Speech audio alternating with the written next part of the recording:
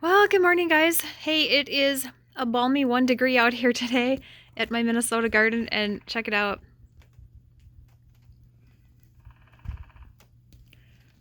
We're not going to be in there anytime soon. And this time of the year, we're getting pretty sick of it. But I feel like we're pretty tough. I mean, we sleep with our window open at night, so I mean, it's 1 degree though, guys. Really, so cold. If there was any way for me to be out there in the garden, like, let me see if I can get it on the. I totally would be. We're getting a little stir crazy. We've got cabin fever. But, there's a couple of signs of spring. And one of the things that is happening right now is that we're getting a little bit more daylight hours. And so that's kind of nice. It used to be dark at, 4 o'clock in the afternoon. But I'm walking out here into the pole barn because another sign of spring that we've got right now is that we have some baby rabbits. And I'm gonna see here. I'm gonna take a look at them. They're so cute. They're so cute. And there's Mama. Hi, Dolly. Hi, sweet Mama. Hi, baby girl. Yeah, we're gonna look at your babies. There they are. We have 9 baby rabbits. All taking a break. They're getting really active now. They're starting to kind of come out of the box and explore. We do spend some time every day holding them. I know you're a good mom. Look at you. You're a sweet mom. Yeah. So they're getting pretty active now. It's kind of exciting. Oh, sorry. Rotor wants to be in the shot too. There's Dad. There's the daddy. That's Rotor. These are mini lops. They're really good pets. Sorry for the crazy camera angles. So we're pretty excited about them. We'll be selling most of them. There might be one that we're gonna end up keeping because my husband gets attached. Not me. My husband gets attached. So we're gonna go back out. I'm gonna go into the garage and see what I've got going on in there, so you can see that I am still finding a little bit of a way to garden when it's so cold. It's not easy. But I do have some things started under the lights, and we've got a few. Oh, the tower is up. The tower is growing pretty nicely. So we'll get that probably watered today. And I've got a few other projects going on today that are going to be kind of a necessity. I want to make sure that I got to get the rest of my lights set up and the timers on them. And I've got some more seeds to start today. We're going to be starting some onion seeds today. But here's the tower. You haven't seen that for a while. The tower is actually growing pretty well. We've got lots of lettuce and spinach up here. There's some dill growing up here that was in the tower last year that went to seed. I'm just letting it grow because I'm going to pull it out in a couple weeks and I'll feed it to the rabbits. I've got some onions in there. I've got a celery growing here from an old stock. You can do that. That's kind of a fun project. And then I've got various herbs and radishes, and there's even some green beans in here. A little bit of everything, just so we can start enjoying some of the fresh stuff now before, while we're really jonesing for some garden time. So, and then over here, turn the lights on. And then over here, I do have my lights set up. And as you can see, I've got quite a bit of stuff actually growing under them right now. This is all herbs. This is basil, a couple of different kinds of basil. I've got oregano, thyme, a couple different kinds of parsley, and then I've got celery seed started over here, which is actually already growing also. I like to get my herbs planted earlier in the spring, like this time of year, because then this stuff will be able to come out from underneath the lights, and I can put them in the greenhouse. And then this whole tray is flowers. So again, see, this is something I have to do today. I have to get some of these into bigger, this is moonflower, and this all came up within just a couple days. It's huge. So it's gonna have to go into bigger pots.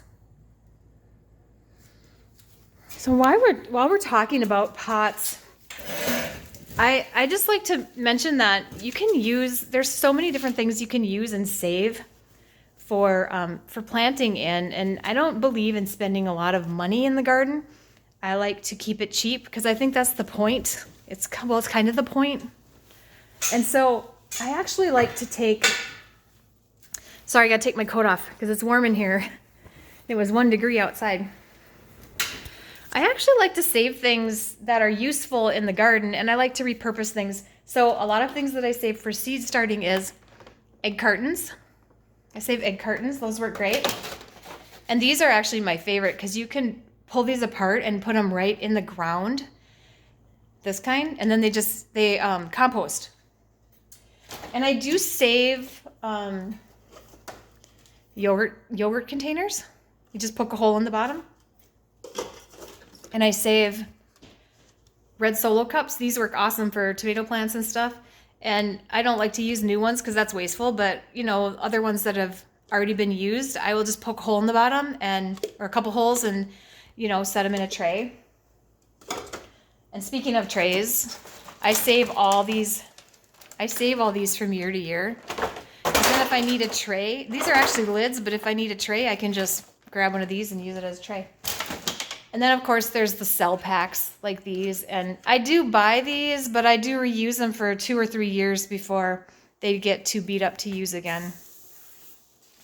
So last summer, we had a pretty rough summer. Our house was struck by lightning, and it lit it on fire. And we ended up having to have the entire house gutted, and we had to have it all rewired. And it took all summer, and we didn't get back into our house until the middle of October.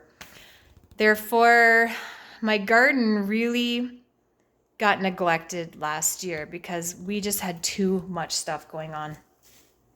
And so this year I kind of have lofty goals. And when I say I have lofty goals, I actually mean we have lofty goals, because my husband is such a trooper, and I just kind of tell him my vision, and then he brings in the muscle and makes it happen. So one thing that I want to do is, if you've seen my garden videos before, you've seen that I have 2 sections to my garden. I have a lower level garden that is all boxes, grow boxes, and then I have the upper level that is you go up into it, but it's actually an in-ground garden. I want to take that in-ground garden this year, and I want to make that into a Back to Eden garden. And I know that's going to be a lot of work for my poor husband, but we're going to get a whole bunch of wood chips. We're going to get them all in there, and we'll probably do a video on that when we get closer to that time. I think that's going to be really beneficial for the garden itself. And I have a lot of trouble with weeds in that upper in-ground garden. It's really close to the edge of the woods, and the weeds are just creeping in. And with as busy as I get in the summertime, because I do own my own business, I have a hard time keeping up with the weeds up there. The second thing I want to do is work a lot more with trellising this year. And like I mentioned before, I don't like to spend a lot of money. So I'm going to be repurposing some things and using them in the garden for trellising. And we'll probably get into that a little bit more in the spring when I start to plant the stuff. I'm going to be planting some more rare type things that I've never tried before, and some not rare things, but I've never done them before. So I think that'll be fun. I'm going to grow artichokes this year, which I've never done. And I don't really know how they grow in Minnesota, but we're going to find out. I'm going to grow some tiger melon, which is a more rare seed to find, and I'm going to grow a rare form of cucumber, which I can't remember the name, but we'll do a video on them later. I got those seeds from M.I. Gardener. That's a great place to get your seeds, and he has some rare seeds there too. But all his seeds are 99 cents, so even if they're rare, you're still getting a great deal on your seeds. Another thing that I want to do is I want to be more organized this year. And this is a funny story, and this is why I say I want to be more organized. So every year I label my trays like you see here. I've got them labeled with these markers. And then I go and put the plants in the ground outside in the garden, and I don't put any tags on them. So then I am left wondering, what kind of tomato is this? What pepper is this? I don't know until it actually gets peppers on it. I have no idea. So 2 years ago, I planted my pepper tray, and I had a cell pack, which is 72 plants, 72 pepper plants, all different kinds.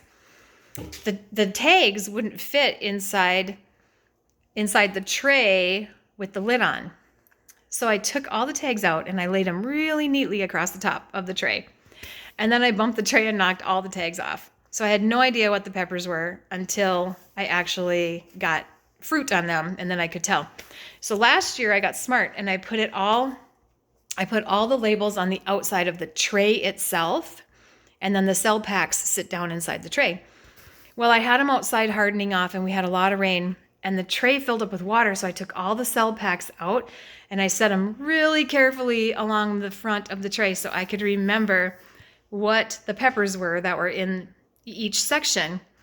And my husband came through with the wheelbarrow and he scooted them all out of the way, and they all got mixed up again. So 2 years in a row, I had no idea what peppers were which. But this year, I'm really making it a goal for myself to be more organized with putting out my plants and making sure they're labeled. And then another thing I want to do is, we got a greenhouse this year. Sorry, I had to write this stuff down because otherwise I forget and I start to ramble. So I got a greenhouse this year. It's a small one. It's not big, but it's going to really help me a lot with hardening off seeds and getting an earlier start with some of this stuff, as well as extending my season a little bit into October a little more, because we have winter here from the first or second week of October all the way up to the end of May. And so if I can get, just a couple weeks head start by getting the greenhouse up and running, I'm really, really excited about that. That's going to be so much fun. Another thing I want to do this year is I kind of want to start a Facebook seed exchange group. We'll see how that goes if I have time to get it up and running, but I have a lot of seeds, and I have some interesting, fun seeds. This whole box right here, this is all full of seeds. I have so many seeds. And every year I order more, and I really don't need to because I have enough from last year, but I can't help it. I have to get them. So I kind of thinking I might want to start a seed exchange group. We'll see how that goes. Maybe I'll let you guys in on it. But today I think I'm going to work out here a little bit today. I'm going to repot some stuff. I've got my seed starting mix down here in this container. And just a little hint for you on the seed starting mix. This is what I do to prevent fungus gnats, because fungus gnats are an issue when you're starting seeds. What I do with my seed starting mix is I take those bags that you buy in the store of the seed starting mix, and I usually mix in a big bag of the organic tomato and vegetable fertilizer, and I mix it in there. Well, that's probably where your fungus gnats come from the fertilizer. But what I do is I mix it in there, and then I mist the top just a little bit, and I let it warm up for a couple hours. Then I put it outside, and I put it outside for about 2 days, and I let it freeze, because then if there's any eggs or larvae or anything like that in that seed starting mix, it's going to freeze them, and then you don't have the fungus gnats, because every single year I swear I get fungus gnats. And I made a huge mistake. I planted the tower, and the tower was in here in this garage, and I planted it and watered it, and I forgot to put it outside. and freeze it first. And I've got fungus gnats over there in that corner. So I'm really concerned about them getting over here into these seedlings. So, but what do you do if I get fungus gnats again? What a surprise. But so anyway, I think that's about it that I'm going to go into today, but I just wanted to touch base with all the different stuff that's going on this spring. It's going to be pretty active, and I really am excited about it. And I think that, I think the Back to Eden garden is going to be so exciting, and I'm excited to do a lot more trellising this year. I think that's going to be a fun project, and I do have things already kind of put away for trellising that I took out of the garden last year, as much as I could. I mean, we were so busy. We didn't even do much garden cleanup. We ended up putting goats in the garden to do some of the cleanup for me because we were so busy with trying to move and get our house back together because it was literally destroyed on the inside. But I did save some things for trellising. I grew some giant mammoth sunflowers, and so I saved the stalks of those so that I can use those for trellising. And then I am going to go around the property, and, you know, we've got random fence posts and, you know, panels and things like that. So I'm going to use some of that stuff for trellising this year and try to grow a little bit more vertically and get the most, you know, maximize my space as much as I can. So that is it for today, but we'll be back with you when we can actually get into the garden when the ground thaws a little bit, and we'll go into more of the Back to Eden gardening and the trellising, and get a handle on some of our projects around the yard. But we'll see you then. Have a good day.